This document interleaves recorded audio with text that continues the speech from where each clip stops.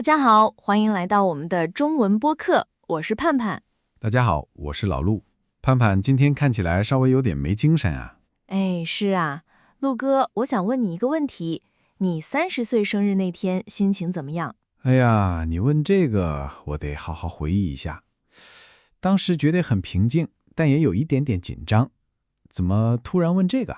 因為我昨天剛過完30歲的生日，結果昨天晚上我失眠了，幾乎一整晚都沒睡着。真的假的？是因為過生日太高興了，還是因為晚上喝了太多咖啡？都不对，我一個人躺在床上，看着房間的天花板，突然覺得特別害怕，非常焦慮。焦慮？是因為最近工作太忙了嗎？還是因為別的事情讓你擔心？都不是，是因為我覺得自己已經30歲了，但是好像還沒有成為一個厲害的大人。什麼是厲害的大人？我們每天努力工作，認真生活，還不算厲害嗎？但是在我們的傳統文化裡，有一個詞叫30而立，意思是你到了30歲，必須要非常獨立，非常成功。我明白你的意思。很多人覺得30歲之前必須要有自己的房子，要結婚，甚至要生孩子。對呀，可是你看我，30歲了，沒有房子，沒有結婚，還是單身。我覺得我的人生是不是完蛋了？人生完蛋了？這話說得太誇張了，盼盼。30歲的人生才剛剛開始呢。可是周圍的人不這麼想啊。不管是整個社會還是家人，好像都在我身上定了一個鬧鐘。我懂，這其實就是一種社會時鐘。大家都覺得你在什麼樣的年紀就必須去做什麼樣的事情。沒錯，特別是我的父母。昨天我媽給我電話，祝我生日快樂。你猜她下一句話說了什麼？這還用猜嗎？肯定是問你什麼時候帶一個男朋友回家，對不對？哎，完全被你猜中了。她說30歲已經是大姑娘了，別總是想着到處玩，要把結婚當做一件重要的事情。聽到這種話，你心裡肯定覺得壓力很大，而且有點不舒服吧？對，我當時真的很想跟她吵架。我想說，結婚又不是去超市買菜，哪有那麼容易說買就買？父母也是關心你，只不過他們那個年代的想法和現在的年輕人不太一樣了。我知道他們是關心我，所以每次遇到這種催婚，我都不知道怎麼反駁。陸哥，你可以給聽眾解釋一下催婚嗎？好啊，催婚就是父母或者家裡的長輩一直催促你，也就是着急的逼着你快點去結婚。那老陸，我很好奇，你們男生到了30歲也會被催婚嗎？也會有這種強烈的焦慮感嗎？當然有了，而且除了被催婚之外，男生30歲的時候還要面對另一種很大的現實壓力。哦，還有什麼現實壓力？難道是工作上的嗎？對，別人會看你的工作好不好，收入高不高，更重要的是有沒有買車和買房。我明白了，就是大家不僅要求你立刻成立一個家庭，還要你非常有錢，能養活這個家，對吧？是啊，如果一個男生30歲了還在租房子，工作也很普通，周圍的人就会覺得他不夠努力，甚至是個失敗者。哎呀，聽你這麼一說，我覺得不管是男生還是女生，30歲都挺不容易的。就是這樣，這就像一場大家都在跑的比賽，如果別人跑得快，你跑得慢，你心裡就會覺得很慌張。這正是我想說的，不僅僅是父母，還有我身邊的朋友和同學，也讓我覺得特別焦慮。怎麼了？你的朋友們也開始像父母那樣催你趕緊去結婚了嗎？那倒沒有，但是每到周末，我只要打開微信朋友圈，就會看到他們發的內容，看完我就覺得很難受。朋友圈裡都發了些什麼？是出國去旅遊的照片，還是吃大餐的照片？如果只是旅遊吃飯倒還好，很多和我同齡的同學都在發結婚的漂亮照片，或者是小寶寶可愛的視頻。啊，我懂你的意思了。看着以前和你一樣在學校教室裡玩耍的同學，現在突然都當爸爸媽媽了。对，我看着他們的照片就會想，是不是我哪裡做錯了？我是不是被大家丟在後面了？盼盼，這種感覺很正常。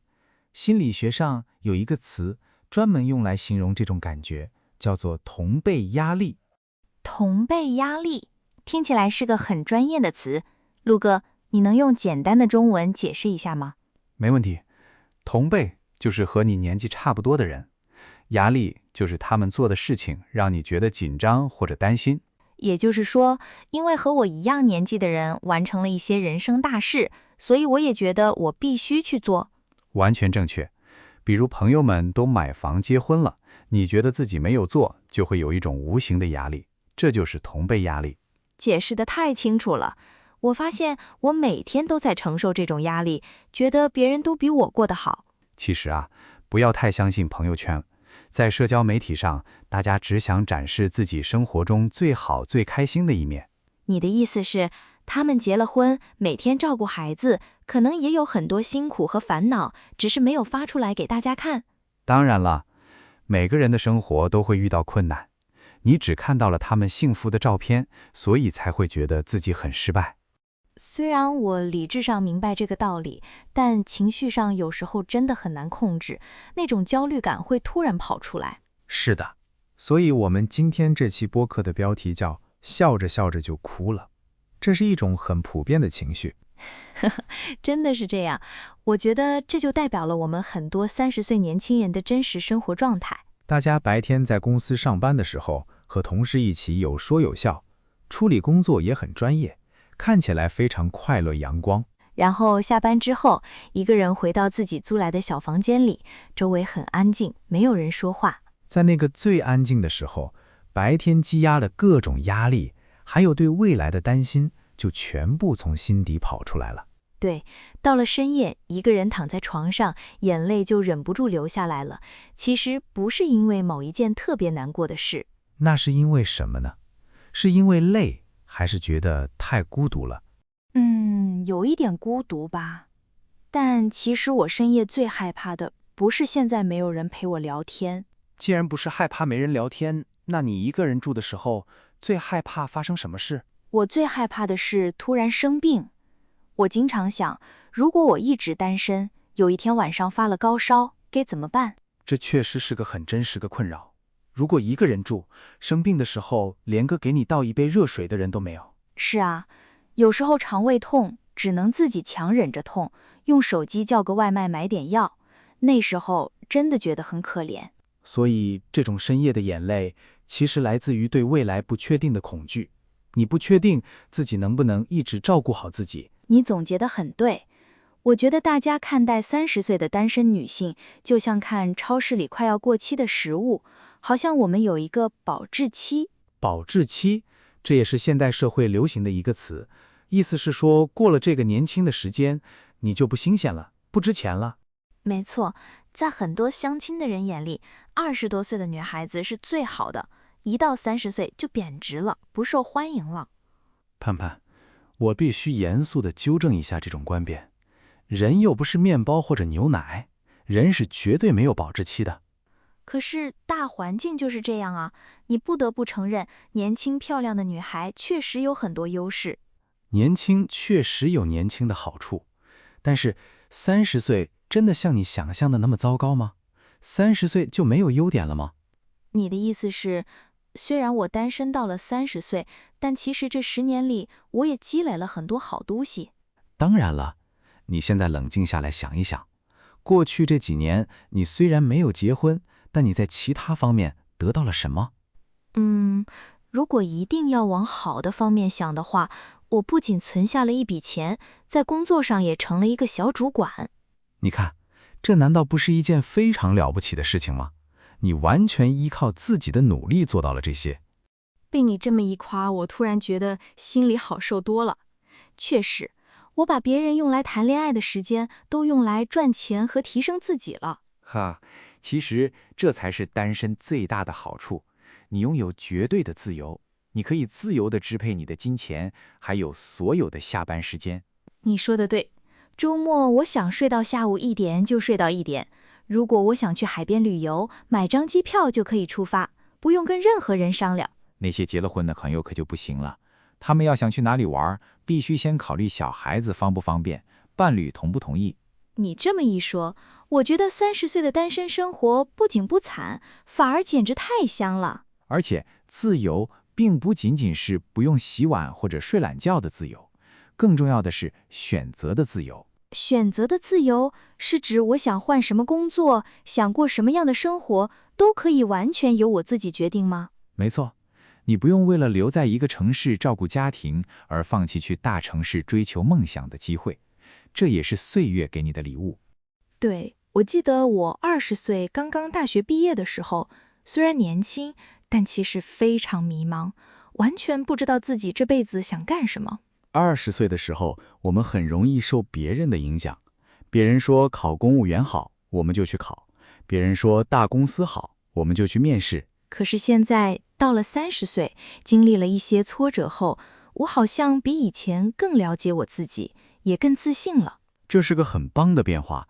那你現在更清楚自己想要什麼樣的人際關係和伴侶了吗？非常清楚，以前為了讓別人喜歡我，我會假裝開心，去參加無聊的聚會。現在我只會跟真正合得來的朋友在一起。這就是心智成熟的表現啊！你知道了生活中什麼是重要的，什麼是可以直接放棄的。所以30歲帶來的不僅僅是眼角的皺紋，還帶來了更清晰的自我認知。我不應該只看到外表的老去。沒錯。剛才你提到深夜一個人害怕生病，其實不管你是單身還是結了婚，人最終都要學會自己照顧自己的。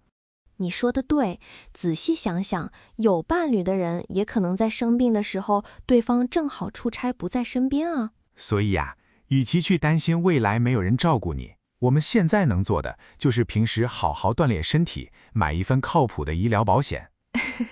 陸哥，你現在說話真的很有30歲成熟男人的感覺，建議非常實際和有用。哎呀，這都是生活教給我的經驗嘛。我們要把寶貴的時間花在自己能控制的事情上，比如努力賺錢和保持健康，而不是把時間浪費在擔心那些還沒有發生的事情上，對吧？就是這樣。現在我們回到剛才那個所謂的保質期的問題。我覺得我現在一點兒也不害怕了。如果非要把人比作某種食物，我覺得30歲的女人絕對不是過期的牛奶。有自信了？那你覺得現在的自己是什麼呢？我覺得30歲的自己更像是一瓶剛剛發酵好的紅酒，隨着時間的推移，味道越來越豐富了。這個比喻太棒了，紅酒就是放得越久，品質越高，也越吸引人。所以30歲真的不是人生保質期的終點，更不代表人生完蛋了。當然不是，我反而覺得30歲是人生中一個非常完美的新的起飞點。起飛點這個詞聽起來充滿了希望，為什麼這麼說呢？你看，20多歲的時候，我們在不停地嘗試和犯錯，那個時候既沒有錢，也沒有多少社會經驗。是啊，回想20幾歲的時候，真的是交了很多人生的學費，也走過很多彎路。但是到了30歲，你有了積蓄，有了過硬的工作能力，情緒也更穩定了。這個時候，你想去做任何事，成功的機會都會大很多。沒錯，現在的我如果想要重新學習一門技能，或者換一個陌生的城市生活，我完全有能力自己去實現它。這難道不是人生中最美好的年紀嗎？你有經驗，有資本，還有充足的體力和精力去追求想要的生活。被你這麼一開導，我現在不僅不焦慮了，反而覺得30歲之後的日子非常讓人期待呢。本來就應該這樣。我們可以擁抱生活中的不確定性，不用急着在30歲這一年把人生所有的任務都趕完。對，尤其是結婚。結不結婚，什麼時候結婚，都應該是一個自然發生的過程，是因為遇到了對的人，而不是為了完成家人的任務。非常贊同。如果只是因為覺得年齡到了，為了結婚而結婚，隨便找了一個不合適的人，那才是真正的悲劇。絕對的。2個性格不合適的人每天在家裡吵架，我覺得比一個人深夜發燒沒人倒水還要讓人崩潰100倍。看來你現在想得非常透徹了，完全不需要我再多說什麼了。真的要謝謝老陸，今天跟你痛痛快快地聊了一場，感覺就像是做了一次心理按摩，徹底治癒了我的年齡焦慮。朋友就是用來互相打氣的嘛。而且我相信，聽我們這期播客的很多聽眾，肯定也會有相同的焦慮和困擾。確實，我想對正在聽節目的朋友們說，如果你現在28、9歲，或者和我一樣剛剛過了30歲，請千萬不要害怕，也不要因為父母親戚的催婚，或者看到朋友圈裡別人過得很好，就勉強自己去改變生活軌跡。你的生活節奏是你自己的，只要你一直都在成長，在變得更好，30歲真的只是一個普通的數字而已。說得真好，保持單身從來都不是一種失敗，它是一段非常寶貴的黃金時間，能讓你安靜下來，好好認識自己。所以，哪怕偶爾在晚上還是會笑着笑着就哭了，那也沒關係。釋放完情緒，第二天早上醒來，我們依然是閃閃發光的大人。沒錯，給自己一點掌聲，也給未來的生活多一點耐心和期待。